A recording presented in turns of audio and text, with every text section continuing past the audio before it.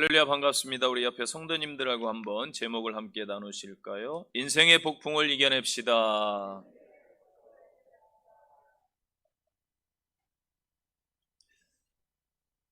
전 세계적으로 또 한국적으로 참 어려운 그러한 상황 가운데 있습니다.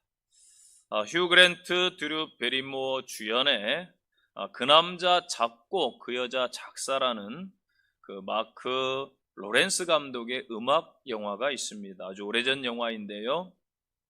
그 뉴키즈 온 더 블럭의 조던 나이트를 실화를 바탕으로 해서 또 만들어진 영화라 화제가 되기도 했었습니다. 80년대에 인기가 많던 그룹 팝의 멤버 알렉스 플래처는 시간이 지나면서 큰 인기를 누리지 못하고 그 인기가 떨어져서 축제나 또 놀이공원 같은데 그런데 작은 무대에서 불러주어도 참 감사해서 그렇게 무대를 가리지 않고 노래를 부르는 처지가 됩니다. 그러던 중에 그 당시 최고의 인기 가수인 코라라는 인기 가수가 알렉스에게 곡을 만들어줄 것을 부탁합니다. 하지만 그 조건이 붙어 있는데 며칠 내에 빠른 시일 안에 곡을 또 만들어야 되는 조건이 붙어 있었습니다. 만약 곡을 잘 만들어 오면은 알렉스는 코라와 또 듀엣을 해서 다시 한번 인기를 얻을 수 있는 기회였고 엄청난 기회였습니다. 알렉스는 유명한 작사자와 또 곡을 써보려고 했는데 마음에 잘 들지 않았습니다. 그 순간 알렉스의 집에 어느 날 친구 대신에 화초에 물을 주러 알바로 온 소피가 있었습니다. 그녀가 흥얼거리는 가사의 내용을 듣고 흥얼거리는 그러한 노래 내용을 듣고 저거다라는 필이 왔습니다. 그래서 그녀에게 찾아가서 나와 함께 곡을 만들자라고 요청을 합니다. 그러나 소피는 처음에 그 알렉스의 요청을 거절하게 되지요. 그런데 계속된 알렉스의 설득에 의해서 같이 곡을 만들게 됩니다. 수많은 시간 또 밤을 새우면서 또 돌아다니면서 데이트도 하고 그 오랜 시간에 걸쳐서 짧은 시간에 그렇게 곡을 만들어내게 됩니다. 하지만 코라는 그 곡의 분위기와 전혀 다른 그러한 그 선정적인 자기의 인기를 위해서 조용한 것은 인기가 없다. 좀 선정적으로 나가야 된다. 그래서 곡을 좀 바꿔놓게 됩니다. 이를 못마땅하게 여긴 소피는 못마땅해 하지만은 알렉스는 혹시나 그 코라의 기분을 건드릴까봐 괜찮다라고 그렇게 이야기를 하죠. 그래서 둘 사이가 이렇게 조금 멀어지고 틀어지게 됩니다. 그런데 나중에 알렉스가 진심을 담아서 그 작사, 작곡한 그 노래를 그 객석에서 소피가 듣게 됩니다. 그래서 마음을 열게 되고 또 코리도 나중에 그 원곡의 이미지를 살려서 충실하게 원곡대로 알렉스와 듀엣을 해서 그 해피 엔딩으로 어떻게 보면은 영화가 그렇게 또 마무리되게 됩니다. 이 감독이 휴 그랜트에게 알렉스 역을 맡은 휴 그랜트에게 처음 역할을 제의했을 때 그는 자신이 다룰 줄 아는 악기가 없었습니다. 또한 그는 노래와 춤을 전혀 잘 하지를 못했습니다. 그래서 출연을 고사했습니다. 그러나 반드시 휴 그랜트여야 한다는 감독의 고집, 설득에 의해서 결국은 출연을 결정했습니다. 그 순간부터 휴 그랜트는 노래 연습을 비롯해서 또 피아노, 또 전문가에게 댄스 교습을 받게 됩니다. 알렉스의 역할을 제의받은 후에 휴 그랜트는 하루 종일 연습하고 또 집에 돌아와서도 늦은 밤까지 밤을 새서 연습을 거듭했습니다. 또 솔직히 아무도 해낼 수 없는 자신만의 그 독특한 목소리에 스스로 자신감을 갖기도 했습니다. 그리고 발성, 피아노 훈련, 몇 주 뒤부터는 피아노의 기교를 전문가들로부터 배우기 시작했습니다. 다른 영화에서는 그가 대역을 써서 가짜 연주를 했는데 이번 영화에서는 직접 악기를 다루는 수준까지 되었습니다. 실제로 영화 속에 Don't Lift Me Up에서 이 수많은 엑스트라 앞에서 그가 노래를 부르는데 실제 본인이 피아노를 치면서 노래를 부르는 장면은 참 압권이고 감동을 주게 됩니다. 우리가 접하는 수많은 영화 속의 명장면은 어찌 보면은 배우들의 인고의 노력의 결과물들인 것입니다. 어찌 보면 배우라는 직업이 전혀 자신이 관심이 없고 전혀 자기와 맞지 않을지라도 배우이기 때문에 또 다른 길을 개척해 가야 되고 또 다른 일을 해야 되는 숙명이 아닐까라는 생각도 해보았습니다. 인기 가수와 유명 배우들의 화려함은 어찌 보면 꽃처럼 짧습니다. 롤러코스터를 타는 것처럼 그들의 인생이 아마도 폭풍우 속에 있는 것과 같지 않을까 생각을 해보았습니다. 비단 이들뿐만 아니라 오늘날 이 땅을 살아가는, 아니 살아내고 있는 모든 사람들에게도 마찬가지일 것입니다. 인생은 폭풍을 향해서 마주해 가는 그러한 길이기도 합니다. 이 영화는 사실 그 OST 곡이 있어요.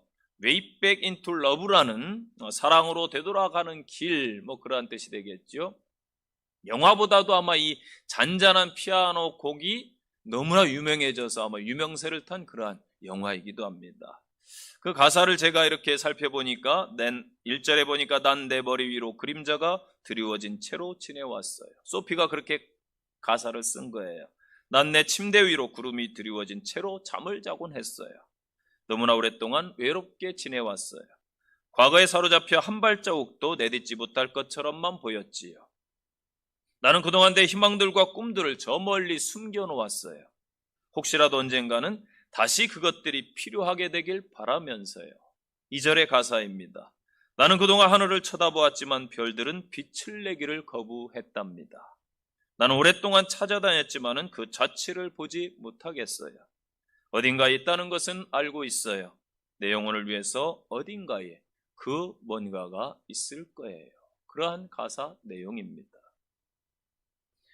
여러분, 우리에게 해마다 되풀이되는 일이 있지요. 봄이 가면은 여름이 찾아오고 또 여름이 가면은 가을이 찾아오고 또 가을이 가서 지금 겨울에 또 저희들이 추위 가운데 초입에 있습니다. 계절이 계속해서 반복됩니다. 여름이 지나가고 가을 문턱에 서서 이 늦가을이 되면은 아마도 이 한반도에 예외 없이 태풍이 서너 개씩 기본적으로 어떤 때 많게는 7개도 찾아오기도 합니다. 제가 섬에 살 때 늘 가을에 이 추석 지나고 나서 이 폭풍을 겪어서 늘 대비를 하곤 했었습니다. 우리 인생에도 이처럼 계속해서 정기적으로 오는 일들도 있겠고 때로는 예고치 않게 불시에 생기는 그러한 폭풍이 불어 닥칠 것입니다. 흔히 인생에 세 종류의 폭풍이 있다고 하지요. 첫째는 유익을 주는 폭풍입니다. 인생은 어찌 보면은 세옹지마입니다. 현재가 전부가 아닌 것이지요. 고난과 환란이 반드시 나쁜 것만은 아닙니다. 친구와의 우정도 평소에는 모르지만은 위기 속에 이제 옥석이 가려지겠지요. 고난이 유익이다라고 다윗은 성경을 통해서 고백하고 있습니다. 그가 고난이 없었더라면은 아마도 훌륭한 왕이 되지 못했을 것입니다. 또한 보완해주는 폭풍이 있습니다. 태풍이 오면은 많은 사람들이 이렇게 예보를 하고 또 준비를 하게 됩니다. 우리의 고난도 때로는 나를 돌아보게 하고 또 내가 준비되는 그러한 기간, 부족한 점을 또 시련을 통해서 깨닫는 그러한 시간들이 되기도 할 것입니다. 그리고 마지막으로 바로잡는 폭풍이 있습니다. 여러분, 태풍이 와야 이 바닷물을 휘저어놔요. 그러면은 그 온도차가 변화하고 또 플랑크톤의 이동이 생기고 또 여러 가지 정화작용이 된다고 합니다. 우리 인생에도 아마도 태풍이 와야 나를 좀 돌아보고 또 바른 길로 하나님을 향해서 나갈 수 있지 않은가 그렇게 생각을 해봅니다. 오늘 본문에 보면은 예수님과 제자들이 갈릴리 바다에서 폭풍을 직면한 사건을 보여주고 있습니다. 우리 또한 인생의 폭풍 속에서 어떻게 해야 할 것인지 깨닫는 귀한 은혜의 시간이 되시기를 바랍니다. 첫째 교훈입니다. 예수님과 함께함에도 폭풍이 있다라는 사실을 기억하십시오. 22절 보세요. 광풍이 호수로 내리침에 위태하게 된지라. 여러분, 폭풍을 대하는 자세가 정말로 중요합니다. 이 섬 사람들은요, 바닷가의 사람들은 태풍을 당연시 여깁니다. 태풍과 더불어 보면은 살아가야 될 그러한 숙명이겠지요. 안 그러면 육지에 살면 되겠지요. 그러나 바닷가에 사는 사람들이 태풍을 보는 관점은 이 내륙에 사는 사람들과는 전혀 다르다라는 것입니다. 그렇다면은 우리 성도들도 세상 사람들과는 조금은 다른 관점을 가져야 된다라는 것입니다. 제가 집에서 이렇게 화초를 몇 개 키우고 있어요. 다육식물도 있고 조그만 화분도 있습니다. 저번 주인가 영하로 갑자기 떨어진다는 예보가 있었습니다. 그래가지고 부랴부랴 화분을 또 귀찮지만은 집안에 들여놨어요. 그런데 이렇게 또 기온이 또 따뜻해지면 다시 또 이 다육식물은 바람 통풍이 중요하기 때문에 밖에 내놔야 되거든요. 그런데 그 조그만 화분들 내놓는 게 참 여간 귀찮은 게 아닙니다. 그래서 조금 게으름을 폈습니다. 그랬더니 화분이 소리를 질러요. 주인님 살려주세요. 괴로워요. 그 신음소리가 들리더라고요. 시들시들한 것이지요. 따뜻한데 좋은데 왜 저럴까? 여러분, 너무나 좋은 환경에 오랫도록 있으면은 도리어 탈이 납니다. 우리의 삶도 마찬가지겠지요. 인생에 고난과 아픔이 없다라면 성장과 성숙이 아마 없을 것입니다. 여러분, 예수 믿고 나면 복 받습니까? 아멘? 예, 복 받고 수지 맞는 인생 맞아요. 영원한 천국을 선물로 여러분 받잖아요. 이게 복이지요. 그런데 여러분, 우리의 삶을 보면 어떠합니까?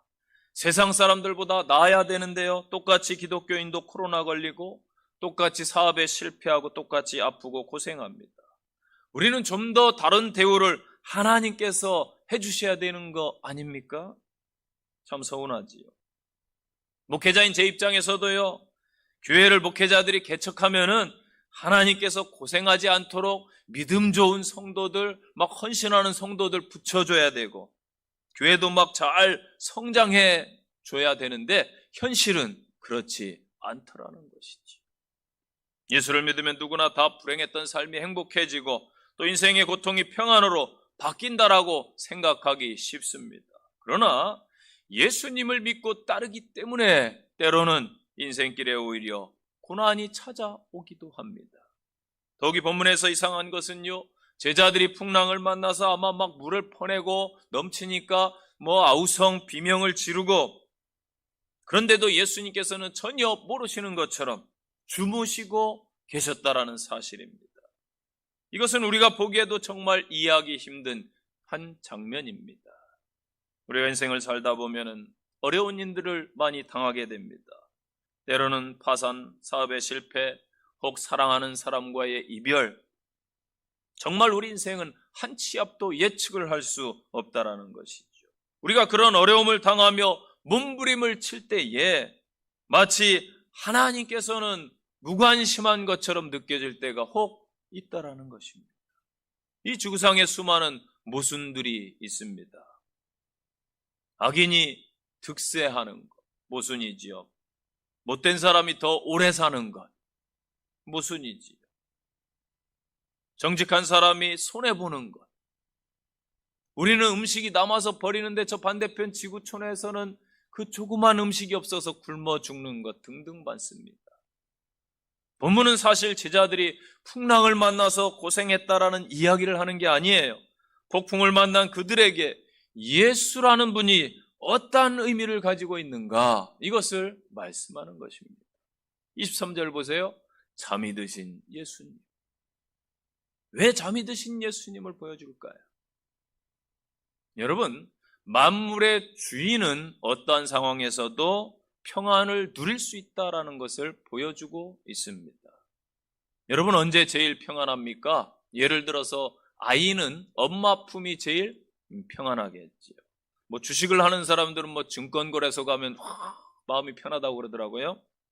운동선수는 운동장이, 필드가 마음이 편하겠지요. 가수는 노래하는 무대가 아마 마음이 제일 평안할 것입니다. 마찬가지로 성도는 주님과 함께 할 때에 평안함을 누릴 수 있음을 기억하시기 바랍니다. 제자들에게는, 우리 성도들에게는 예수님이 함께 하셔야 평안한 거예요. 어떠한 상황에서도. 그 엄청난 풍랑이 일고 그 고난 가운데 있는데 그 예수님의 평안을 깨트리지 못했다라는 사실입니다. 이게 무슨 뜻이에요? 예수님을 모시고 인생의 바다를 건너가는 사람은 어떠한 문제에 부딪히든지 어떠한 일을 만나든지 예수님처럼 그렇게 평안함을 누려야 된다라는 것을 보여주고 있습니다. 여러분, 다니엘의 세 친구를 보세요. 죽음 앞에서 우리처럼 그렇게 당황하거나 호들갑 떨지 않았습니다. 에스더를 보세요. 내가 죽으면 죽으리라 그렇게 결단하고 고백을 했고 실천을 했습니다. 십자가 앞에서 예수님께서는 도리어 용서를 선포했습니다. 지금 현재 우리는 이 상황 앞에서 어떠합니까?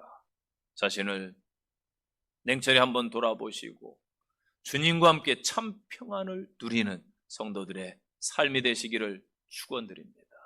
두 번째 교훈입니다.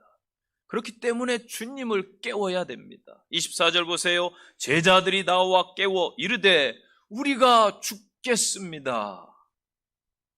여러분, 우리 인생에서 물질이 해답이 아닙니다. 이 세상이 해답이 아닙니다. 우리 인생의 해답은 오직 예수님 한 분뿐인 줄로 고백하시기 바랍니다. 요즘에 보세요. 80년대부터 계속해서 지금까지 종교 화합이니 다원주의니 하면서 서로 하나 돼야 된다, 종교가 서로 상생해야 된다. 틀린 이야기는 아니나 여러분 속으면 안 돼요. 마귀가 다른 길을 만들어서 유혹하는 거짓된 길입니다. 사탄은 교묘하게 철학이니 윤리, 도덕이니 선행으로 고행이나 종교를 통해서 유혹을 하는 거예요. 그러나 우리는 오직 인생의 해답은 예수, 진리는 오직 예수님 뿐입니다. 고백해야 됩니다. 내 문제를, 내 아픔을, 내 고난을, 지금 현재의 이 폭풍을 해결할 분은 구원자 되시는 오직 예수 그리스도이십니다. 주님을 깨워야 돼요. 주님을 깨워야 돼요. 우리가 죽겠습니다. 주여, 주여, 우리가 죽겠습니다. 성도 여러분, 우리의 모습 그대로 드러내시기를 바랍니다. 창피한 게 아니에요. 힘들다고, 내가 아프다고, 내가 괴롭다고, 내가 고난 중에 있다고 솔직히 고백해야 됩니다. 제자들이 우리가 죽겠습니다 고백했습니다. 우리도 우리 주님 앞에 이 모든 것을 아시는 그분 앞에 고백하시는 그러한 성도가 되시기를 바랍니다. 이 주품에 품으소서라는 찬양이 있습니다. 제가 가사를 한번 읽어드리고 함께 우리 한번 고백해 볼까요? 주품에 품으소서 능력의 팔로 덮으소서. 주님 안에 나 거하리 주 능력 나 잠잠히 믿네. 거친 파도 날 향해 와도 주와 함께 날아오르리. 폭풍 가운데 나의 영혼 잠잠하게 주를 보리라. 가사를 한번 생각하시면서 이 시간 우리의 함께 한번 고백하길 원합니다. 주님이 찬양이 우리의 고백입니다. 주품에 품어 주시옵소서. 함께 고백합니다.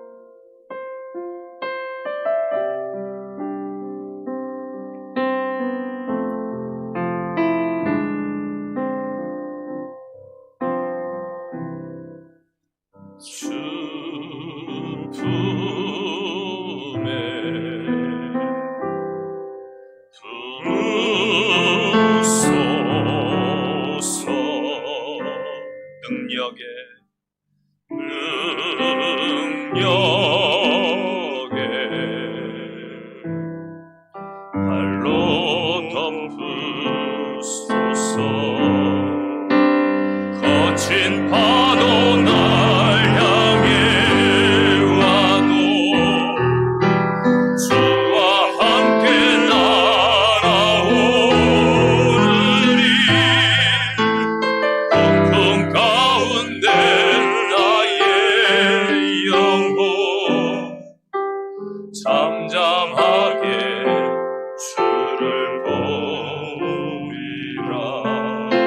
주님 안에 나 거하리 고백합니다. 안에 나 거하리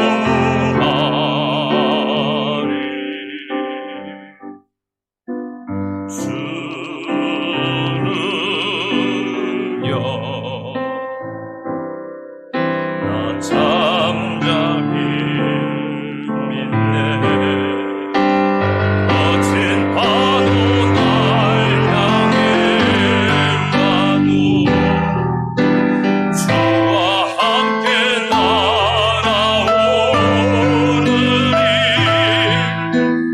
폭풍 가운데 나의 영혼 잠잠하게 지키리라. 거친 파도 날 향해 와도 주와 함께 날아오르리. 폭풍 가운데 나의 영혼 잠잠하게 주를 보리라. 아멘. 또한 여러분 예수 그리스도의 이름으로 선포해야 될 줄로 믿습니다. 24절 보세요. 예수님께서 바람과 물결을 꾸짖으시니. 빌립보서 2장 10절 말씀입니다. 하늘에 있는 자들과 땅에 있는 자들과 땅 아래에 있는 자들로 모든 무릎을 예수의 이름 앞에 꿇게 하셨다. 하늘과 땅 아래 모든 사람들이 예수 이름 앞에 무릎을 꿇습니다. 바울은 예수 이름이 이 세상의 모든 통치, 권세, 또 능력, 그 어떠한 주권자보다도 뛰어나다라고 고백하고 있습니다. 에베소서 1장 21절 보세요. 모든 통치와 권세와 능력과 주권과 이 세상뿐 아니라 오는 세상에 일컫는 모든 이름 위에 뛰어나게 하시고 또 만물을 그 발 아래 복종하게 하셨다. 아멘. 만물도 예수 이름 앞에 복종합니다. 예수 믿는 우리들에게 예수님께서 그 이름을 사용할 권세를 주셨습니다. 이것은 제 말이 아니에요. 성경 요한복음의 말씀입니다. 요한복음 14장 12절 보세요. 내가 진실로 진실로 너희에게 이르노니 나를 믿는 자는 내가 하는 일을 그도 할 것이요 또한 그보다 큰 일도 할 것이다. 아멘. 사도행전 3장에 보면 6절부터 베드로가 이르되 은과 금은 내게 없거니와 내게 있는 이것을 내게 주노니 곧 나사렛 예수 그리스도의 이름으로 일어나 걸으라. 아멘. 예수 이름을 그 구걸하는 안전뱅이에게 주었다라는 것이지. 누가복음 10장 17절 보세요. 70인이 기뻐하며 돌아와 이르되 주여 주의 이름이면 귀신들도 우리들에게 항복합니다. 저와 여러분들도 예수 이름으로 바람과 바다에게 명령할 수 있습니다. 예수 이름으로 여러분 문제들과 상황들에 대해서 명령할 수 있습니다. 마가복음 16장 17절 기억하십시오. 믿는 자들에게는 이러한 표적이 따르리니 곧 그들이 내 이름으로 귀신을 쫓아내며 새 방언을 말하며 뱀을 집어 올리며 무슨 독을 마실지라도 해를 받지 아니하며 병든 사람에게 손을 얹은즉 나으리라 하시더라. 아멘. 우리는 날마다 이 상황 속에서 예수 이름의 권세를 선포하셔서 승리의 삶을 사시기를 축복합니다. 세 번째 교훈입니다. 믿음을 지키라는 말씀을 주고 있습니다. 폭풍은요, 우리의 믿음을 재는 시금석이 됩니다. 어려움 속에서는 항상 이 역사적으로 보면 기독교 신앙에서 두 부류의 신앙인이 있었습니다. 한 부류는 주님을 떠나고 원망하고 배신하는 그러한 자들이 있었습니다. 그러나 다른 한 부류는 끝까지 핍박 속에서도 고난 속에서도 믿음의 자리를 지키고 심지어는 주님을 따르다 희생하고 순교하는 성도들이 있었다라는 사실입니다. 예수님께서 오늘 제자들에게 오늘 저희들에게 묻습니다. 25절 보세요.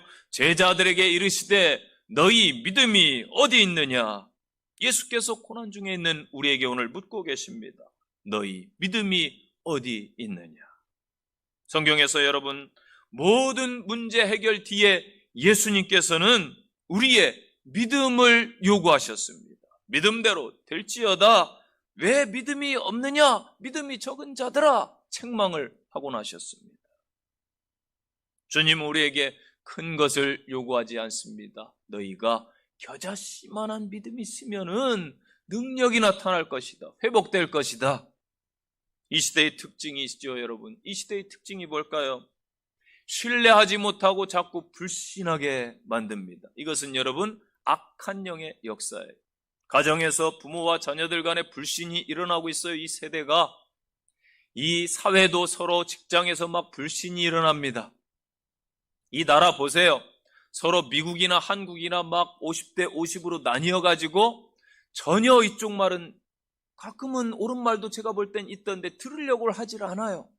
이 불신의 벽들이 막 세워져 있습니다.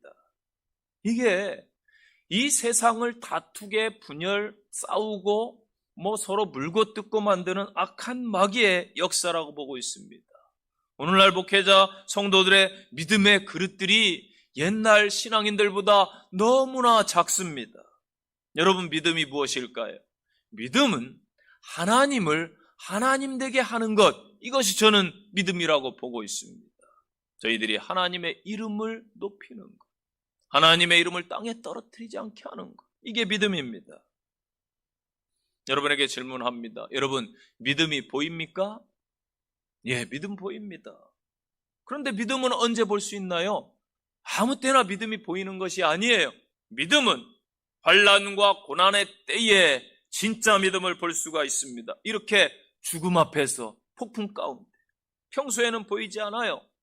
전쟁터에서 어느 사령관이나 장수나 다 똑같이 장군이에요. 그런데 총알이 빗발치는 전쟁터에 가보면은 누가 용맹한 장수인지 판가름 나는 거예요. 나를 따르라 목숨을 내놓고 가는 장수가 진짜 군인인 것이지. 그리스도인들도 마귀와 대적할 때에 환난 중에 그 진면목이 보인다라는 것입니다.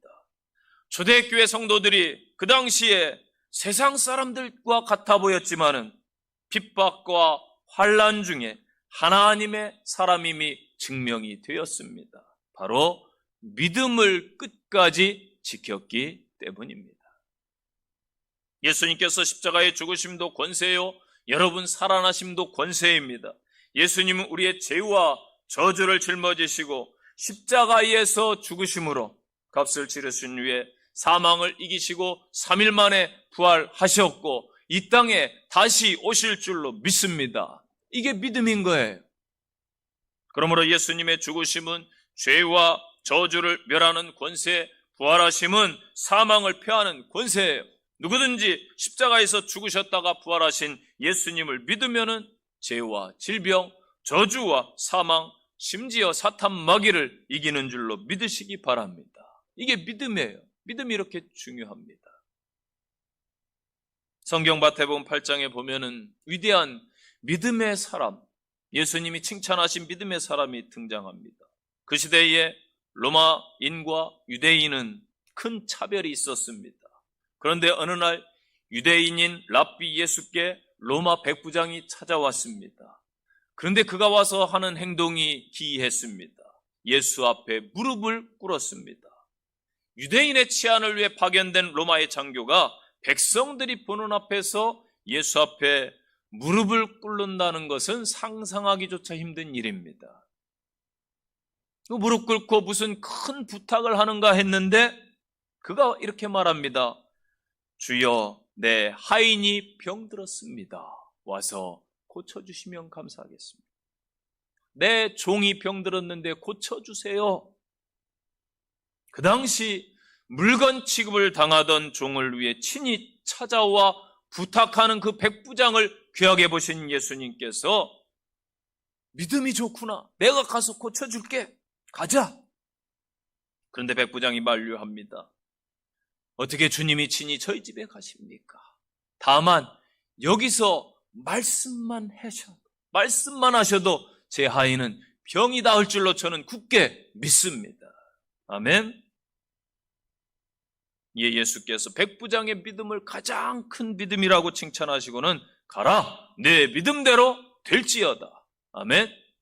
이 아침에 여러분 이 음성을 듣고 돌아가시기를 바랍니다. 가라, 내 믿음대로 될지어다. 아멘.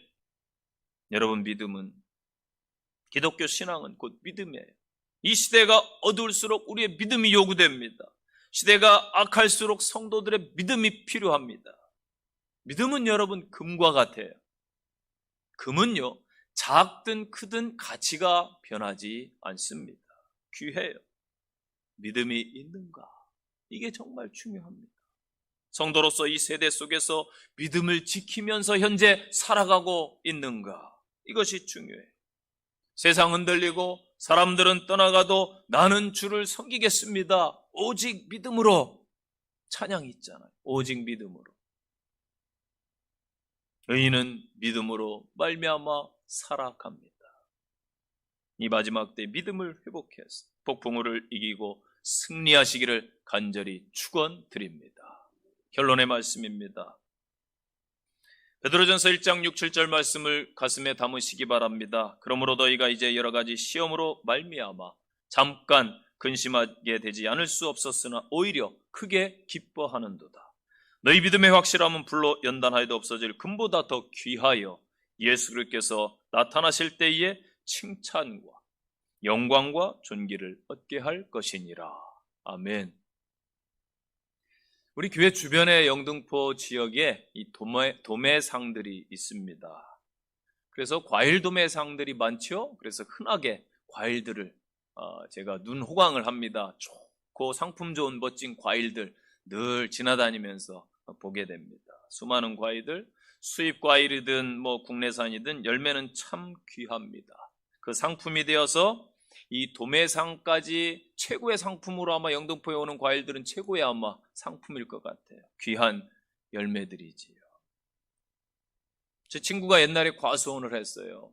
그래가지고 사과 하나가 얼마나 그렇게 만들어지기까지 고생을 하는지 저는 잘 알고 있습니다. 그래서 친구 집에 가서 그 가위로, 조그만 가위로 과일 솎아주기도 해보고 또 주워서 뭐 담아보기도 하고, 또 실제적으로 제가 목회하던 데서 그 얼음골 사과를 재배하는 그 성도님이 계셨는데, 그 산내면에서 밀양 시내까지 오려면은 시내버스가 자주 있는 것도 아니에요. 시골에서 시내까지 오려면은 멀어요. 그리고 자주 있는 것도 아닌데 그 버스를 타고 주일마다 오시는 귀한 성도님이 계십니다. 사과를 하는데 어느 날 전화가 왔어요. 목사님, 우박이 맞아가지고 스크래치가 사과가 많이 나가지고 걱정입니다. 백화점으로 가야 될 사과가 우박 맞으면은 떨이로 팔려야 되니까 값이 그냥 폭락해서 1년 농사 망가지는 거예요. 그 아픔이 오죽하겠습니까? 그래서 저는 그 예사로 과일 안 봐요. 지나가다 보면은 참 잘 닦아놓고 진열 잘 해놓은 과일들 보면은 귀한 과일이구나. 참 귀하다. 여러분, 열매 맺는 그 이면에는 수많은 농부의 땀과 눈물, 수고의 손길이 묻어 있습니다. 때론 과일들에게서 그 나무가 느꼈을 타는 목마름의 가뭄이 보이고 생채기를 준 태풍도 보입니다. 대견하게도 나무는 모든 시련들을 이겨내고 아름다운 열매를 선물로 주었습니다. 인생의 폭풍, 환난과 문제에서 제외되는 인생은 아무도 여러분 없습니다. 예수님의 제자들조차도 마찬가지였지요. 예수님의 제자들이 폭풍 앞에서 두렵고 떨림 가운데 있었지만은 나중에 예수님을 더 경외하게 된 것처럼 우리가 마주하는 시련과 고난은 우리로 하여금 하나님을 더 깊이 알게 해 줄 줄로 믿습니다. 하나님을 신뢰하는 계기로 만드시기를 축복합니다. 적용의 말씀이에요. 첫째, 나는 현재 평안을 누리고 있습니까? 세상 사람들과 좀 차별화된 그러한 신앙인지, 똑같이 그렇게 두려움 가운데 있는지 한번 자신을 돌아보는 한 주가 되시기를 바랍니다. 두 번째 적용입니다. 내 주님께 내 사정을 솔직히 고백하는 한 주가 되시기를 바랍니다. 제자들처럼 주여 내가 아픕니다. 주여 내가 힘듭니다. 주님의 도움이 필요합니다. 주님을 깨우시는 한 주 되시기를 바랍니다. 세 번째 적용입니다. 의인은 믿음으로 삽니다. 우리 성도도 믿음으로 살아갑니다. 하나님, 작은 믿음, 큰 것 바라지 않습니다. 겨자씨만한 그 믿음을 나에게 주시고 회복시켜 주옵소서. 고백하는 한 주 되시기를 바랍니다. 기도하겠습니다. 살아계셔서 인간의 생사화복을 주관하시며 우리의 삶을 이끌어가시는 하나님, 때로는 원치 않게 고난 중에 있고 아픔 중에 있습니다. 현재 고통과 시련 중에 있는 성도들도 있습니다. 하나님, 잘 이길 힘과 지혜를 주시고 하나님이 함께 하옵소서. 예수님 이름으로 기도합니다. 아멘.